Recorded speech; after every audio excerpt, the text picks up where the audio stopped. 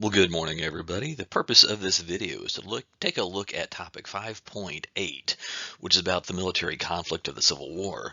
This video is going to focus in on the early phase of the war as things kind of run between the outbreak of the war in 1861 until about midway through 1862.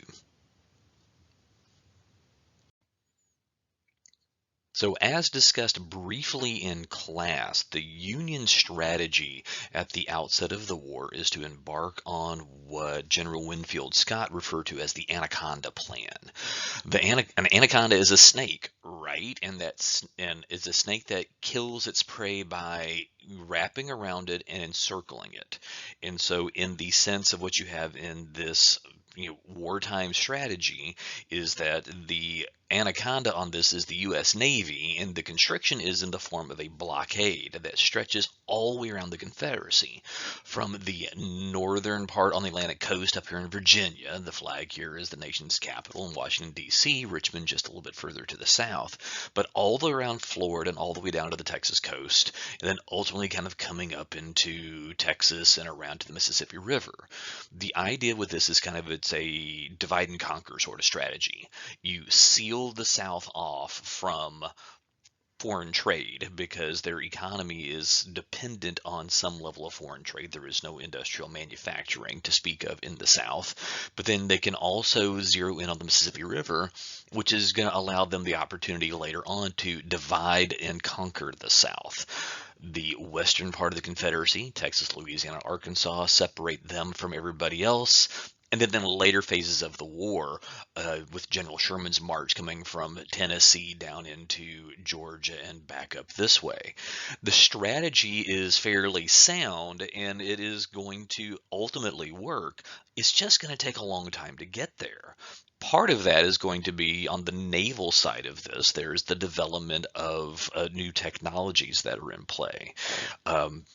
Couple of examples of the new technology that's coming in. One would be the development of ironclad ships. The picture here, you've got the Monitor and the Merrimack. These are two wooden-hulled ships that had basically had iron plating riveted onto the hulls of them, and so they were set out in the water to be a little bit more bulletproof, if you will. In early 1862, these two ironclad ships basically came into contact with each other and had a naval battle out at sea. That's what the picture here is showing, right? But with the ironclad battle that took place, both ships ended up just sort of retreating on their own without any kind of real resolution to this effort. The ship here in the foreground with the U.S. flag on it, this one here, this is the Monitor. It is so low to the waterline that it is really not a very stable ship. A little bit later on in 1862, when it gets caught in rough seas out a little bit further from the coastline, it's actually going to, it's going to sink. The Merrimack, which was the Confederate ship here, while it's in the Confederate Navy, is actually referred to as the CSS Virginia. It is going to see a little bit more action after 1862 in this battle, but ultimately it is going to be scuttled and burned by the Confederates because they don't want to see it captured and returned to the Union Navy. But ironclad ships, definitely a thing of the future. Also, definitely a thing of the future for technology in the naval sense is going to be the development of a submarine. The CSS Hunley is one of the first documented uses of a submarine in a naval conflict. It is small. I mean, you can kind of get a scale with the two guys there next to it. The total crew of the Hunley was, I think it was 8 people, and it was really kind of like a hand cranked, propulsion system. There's no engine that's really on board with this. The idea with the Hunley is that it was supposed to be able to go underwater and to go plant a mine or a bomb on the hull of one of the Union blockade ships, and then as the Hunley would pull away, it would detonate the bomb, the mine. So this allegedly worked once in Charleston Harbor because the Hunley went on one mission and there was an explosion on a Union ship in the harbor that was considered to be a success for the Hunley, but the Hunley never resurfaced. Um, the issue had to do with the oxygen replenishment system on board, and it was considered to be lost at sea until it was discovered. It was found in Charleston Harbor a few years ago, and it is currently it's on museum display in Charleston. Kind of an interesting take if you're ever able to go check out something like that. But main point here is that there is new technology that's coming into play as part of either the Anaconda plan in trying to maintain the blockade, or for the Confederates trying to find ways to break the blockade. Out in the western expanse of the war, out in the western expanse of the war, there we go, there is a renewed effort, or there's a consistent effort coming from the Union to try to capture the Mississippi River. This happens, early phase of this is in April 1862 at the Battle of Shiloh. You can see it there highlighted in the yellow. This is where for the first time, you see General Ulysses S. Grant leading troops into battle at a significant number. Maybe the most notable thing about the Battle of Shiloh is the casualty totals that come in for this. It's a 2-day battle, but when you look at Union and Confederate soldiers together in this, there's upwards of 3,000 men that are going to be killed as a result of this battle, which is an early sign in 1862 that this is going to represent an immense loss of life. For your frame of reference here, for the entire Revolutionary War, the American death total was in the neighborhood of 4,500. For this one battle over a 2-day stretch, the number of deaths is over 3,000. And this is not going to be the only battle that's going to have numbers at that total or even higher. Shiloh is significant because that's going to open the road for General Grant to push further to the west over towards Memphis, that you can see there on the map, and get a foothold on the northern end of the Mississippi River.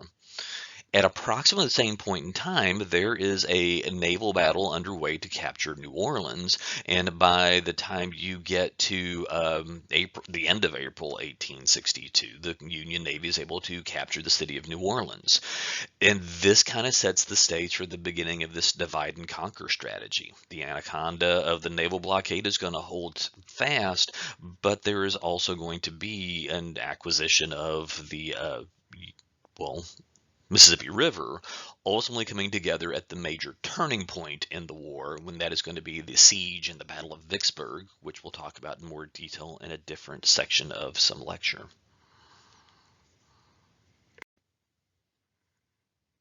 Meanwhile, in the Eastern theater of war, the first real battle that took place in the Eastern theater is the Battle of Bull Run. And it is marked on here, it is labeled here at this number 10. There's actually 2 battles of Bull Run, which is why this one's the first, right? In 1861, this takes place here, just outside of Washington, D.C. I did try to mark for you on this map where the 2 capitals are, because this is one of the weird quirks about the war in and of itself. The part of the Confederate strategy is to capture the Union capital at Washington, but Richmond is only it's not even 100 miles away. And so this gets to be a really intense locale for fighting on the map, and it gets a lot of attention for us as a result of this. The Confederate strategy, like I said, was trying to drag things out, but ultimately see if they can just capture Washington. But then pretty quickly by 1862, same time as the Battle of Shiloh, the Union strategy turns into trying to move and capture Richmond. And this is what is referred to as the Peninsular Campaign. The peninsula that we're talking about here is the peninsula that's here at the in Virginia, just off the Chesapeake Bay. The idea was you could send in General McClellan's troops, and you can, hang on, there's General McClellan's name for you. You can get him in there and ultimately be able to capture what's going on here at the capital of Richmond.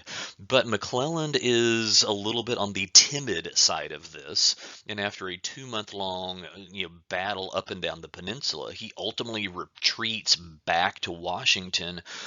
Even though he probably had superiority in numbers, he's not willing to have the same casualty totals that General Grant did over in the Western theater. A little bit of a different approach to this.